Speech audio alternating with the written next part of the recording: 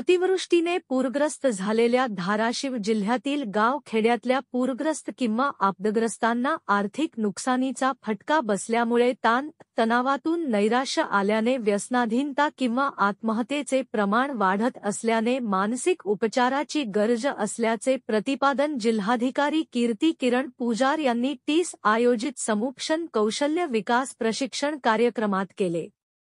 जागतिक मानसिक आरोग्य दिनानिमित्त टाटा सामाजिक विज्ञान संस्थेच्या वतीने दिनांक 10 ऑक्टोबर 2025 रोजी तुळजापूर येथील संस्थेच्या कॅम्पसमध्ये मानसिक आरोग्य आणि समुपदेशन कौशल्य विकास प्रशिक्षण कार्यक्रम आयोजित करण्यात आला होता।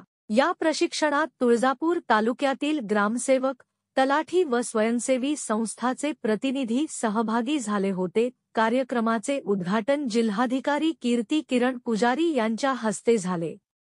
अध्यक्षस्थानी रमेश जारे तर मुख्य कार्यकारी अधिकारी मैना घोष, जिल्हा आरोग्य अधिकारी सतीश हरिदास, तुळजापूर तहसीलदार अरविंद बोळंगे, गटविकास अधिकारी हेमंत भिंगार दिवे आदींची प्रमुख उपस्थिती होती।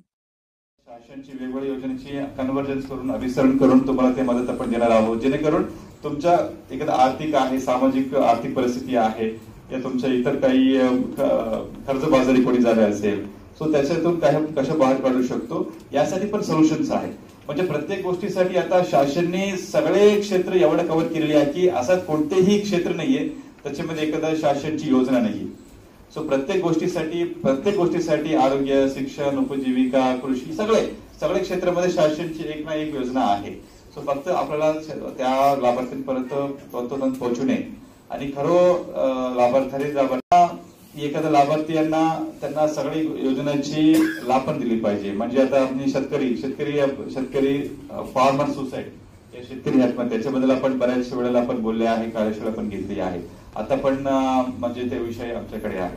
सो या सगळ्या गोष्टी त्यांना त्या लोकांना धीर दिले पाहिजे की आपण तुमच्या सोबत आहोत। या शासन